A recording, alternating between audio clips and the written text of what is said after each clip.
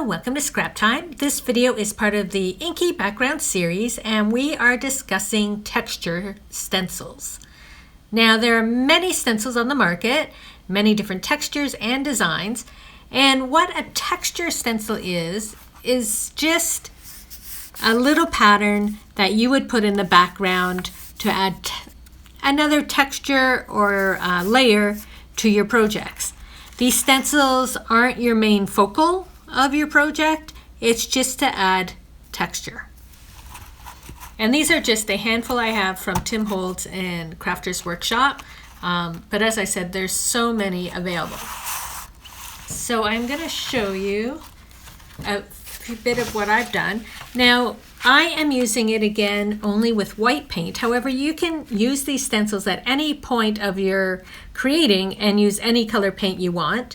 I suggest using a medium to heavy body paint. The Liquitex Basics I'm using is a medium, and you'll see the difference. Whereas if you use the heavy body paint, it would hold up more and would hold its color more.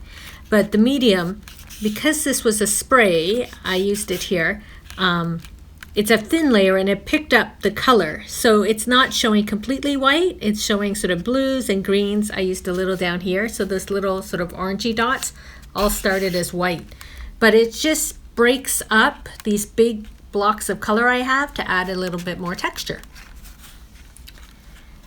This is a background where I used the stencil in the background that was more of a focal stencil, but I want to do more to this. I didn't want that to be my final layer. So earlier I had painted some white around it, and then I just went in with the stencil over top of it. And by building up these layers, I'm going to push that original design further into my background. Here, again, I just wanted to add a little bit of texture onto some of the darker colored areas without adding too much distraction. So just by using that little dot stencil, you can get in there. And without a stencil, it's hard to get that little texture and that thinness about it. So that's what's great about having stencils to do this for you. It just gives you a little opening to add a bit of color. I use that same white one here. I have the focal point down here, but by just sort of brightening up this area, I can start working more on this part of the background. This one was very orange and red, so earlier I had added the blue, and by adding a bit of white down here, I'm starting to brighten it up. This one earlier I added a bit of white with the lines and the markings, but now by adding the stencil, again, it's just adding to that background with its texture. And then this one, I wanted to add a bit of brightness again, and so I used the stencil there. So I have a few backgrounds. So this one, I find you get to this point where I already did a little doodling and I have like some little mark making, but I want more to it. And so by using a stencil will help work that in. So I'm going to use this Vortex stencil I have. And these dots are so small that it makes it easier to add the color. I'm using a sponge and I have my white paint down here.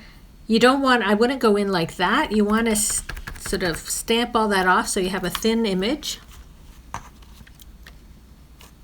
And then with this type of stencil, I'm just sort of rubbing my paint in there. And that's why a sponge is good, because it helps push it in. If you know exactly where you want to add your white, then you can do that. I'm just sort of going randomly all over.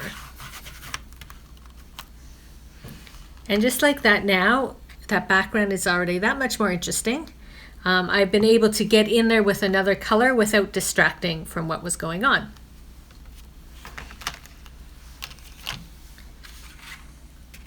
So now I have this background. You've got orange, you've got green and blues, a lot going on here. And I want to sort of push it all back and back into the background. And I find I'm like, where do I go from here? So this time I'm going to use a larger Holtz stencil. And you can put it over the areas that you're like, Ooh, so this time I'm going to just sort of stamp it on a bit more like this because I want a bit more coverage over some of those dark areas. Now when I'm doing texture stamping, I don't put my stencil down because I'm just going to be, it's really quick. I put down my color and I'm done. And so right there, I think just by covering up that blue and that green area, I like the background that much more already. Then I'm going to show you one more. I have this one. It's blues and greens, but there's no focal. Not much is going on here. So I'm going to come in, I think, with this circle stencil. And when I use my stencils, I may have mentioned before, I like to go off the edge a bit. You can see down here. And so that way it looks like your pattern is continuing. Oops. Just sort of place it again. And I'm not going to fill in the whole block. I don't want like a rectangle, but I can move this over and do a little bit more over here. And I can move it down. It's easy because it's a circle. I'm able to reposition it. But I don't want just like a block of color. So then I may go down here into that corner just to balance out some of, like that. And thereby using that white, it just breaks up that big massive color we had. So there are 3 different ways you can use texture stencils. As I said, use whatever you have. There's always new ones coming out, but if you have old ones, that's great. So some textures are, I mean, dots can go a long way. And just by using that white, it not only adds the brightness, it can break up a background and just get you ready to add another layer to your projects. Thanks for watching. Be sure to give our video a thumbs up and subscribe to Scrap Time videos on YouTube. And for more Inky backgrounds, be sure to check out the Inky background playlist.